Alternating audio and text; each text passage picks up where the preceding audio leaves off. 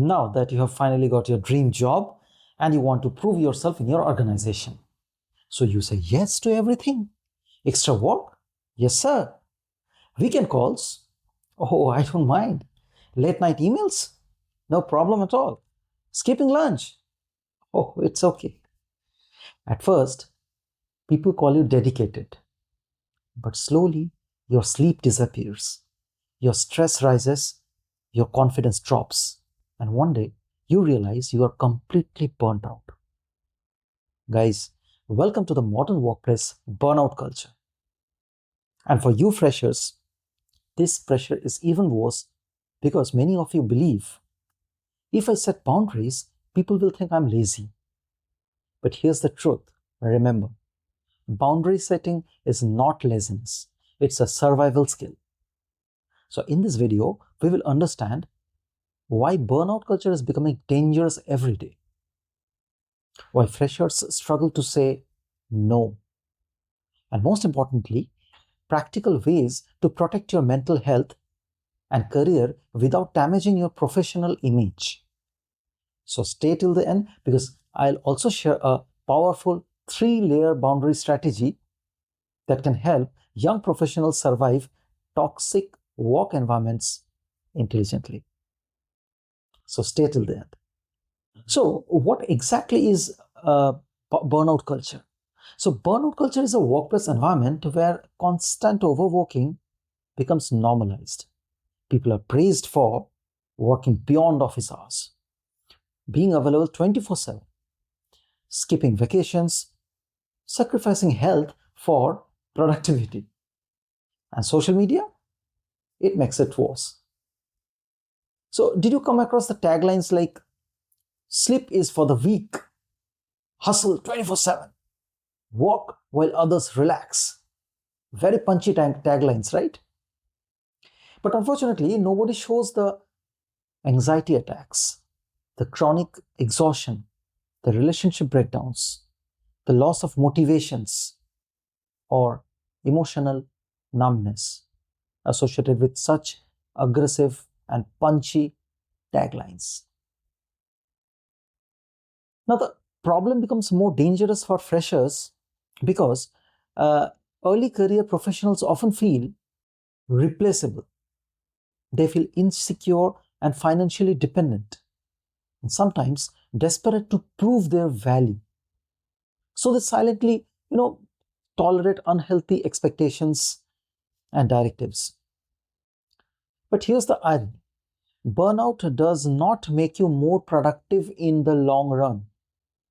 It actually causes poor concentration, prone to increased mistakes, reduced creativity, emotional exhaustion, and eventually career dissatisfaction.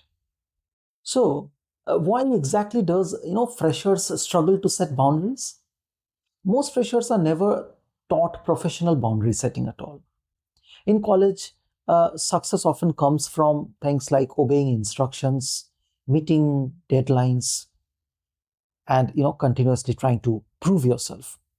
So, but in workplaces, things are different.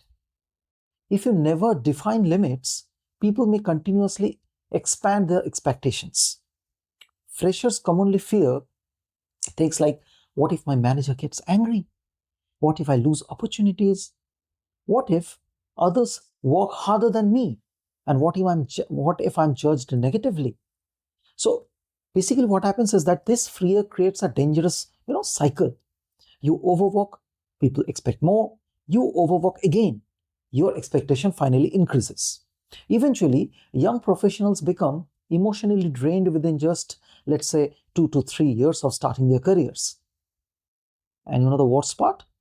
They begin believing burnout is normal adulthood. No, it is not.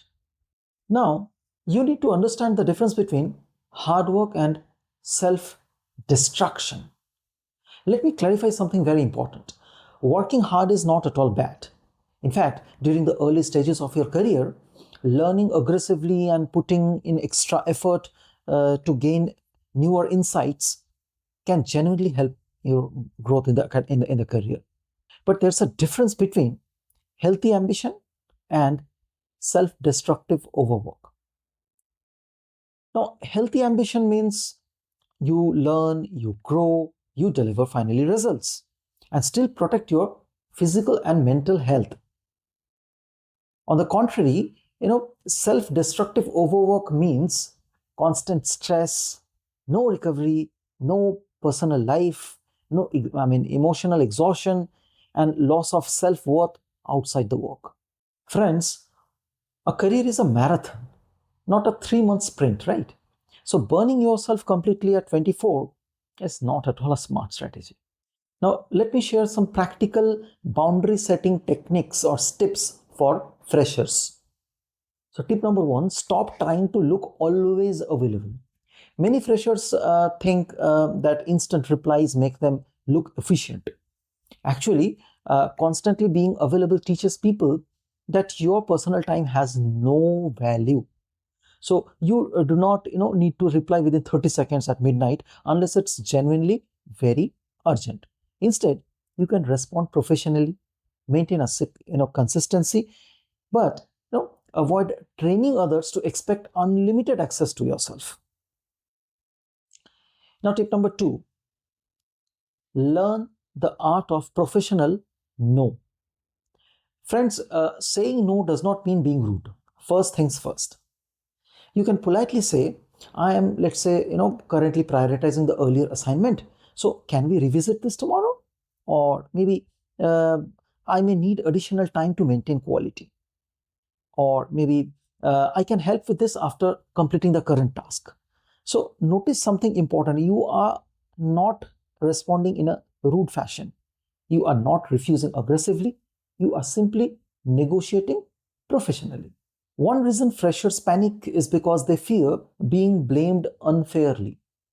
So try to avoid that. You can say, let's say you can maintain task trackers or maybe email confirmations or meeting notes. Documentation helps to protect your mental peace. So it also reduces manipulative pressure from disorganized workplaces. Tip number 4, create mental switch off routines. Friends, your brain needs recovery cycles. After work, you can engage in various types of activities, like maybe you can go for brisk walks or exercises, or try reading some books, spend time with your family. Most importantly, try developing some creative hobbies. These are real good activities to keep your work-related stress at bay. So without recovery, stress accumulates very silently and it eats your brain away. Now, remember, rest is not wasting time. Rest is maintenance for your brain. Tip number 5, don't compare yourself with extreme workaholics. Every office will have people who, work till 3 a.m. They willingly skip holidays and glorify exhaustion. Don't blindly try to imitate them. Of course, there are some people who are genuinely, extremely workaholic and enjoy extreme work lifestyles, while others are trapped in unhealthy habits while trying to imitate such people. Your goal is sustainable growth, not burnout competition, isn't it? Tip number 6, learn to identify toxic work culture early. Watch for warning signs, like you will be able to understand, you will be able to experience constant blame games by seniors, unrealistic deadlines, public humiliation, no respect for personal time, managers expecting 24/7 availability, and high employee turnover in the organization. So these are basically certain matrices which you need to track. Remember, these are some alarming matrices to consider while working in an organization. If an organization destroys your health continuously, staying there forever is not loyalty. It simply just can be a self-destruction. Now, the 3-layer boundary strategy that I was speaking earlier at the beginning of this video. Here's a practical framework freshers can use immediately. Layer number 1, time boundaries. Learn to define when your workday starts. and when it ends, and how often you will respond after office hours. So you don't need to become unreachable. You need predictability. You are trying to set a boundary.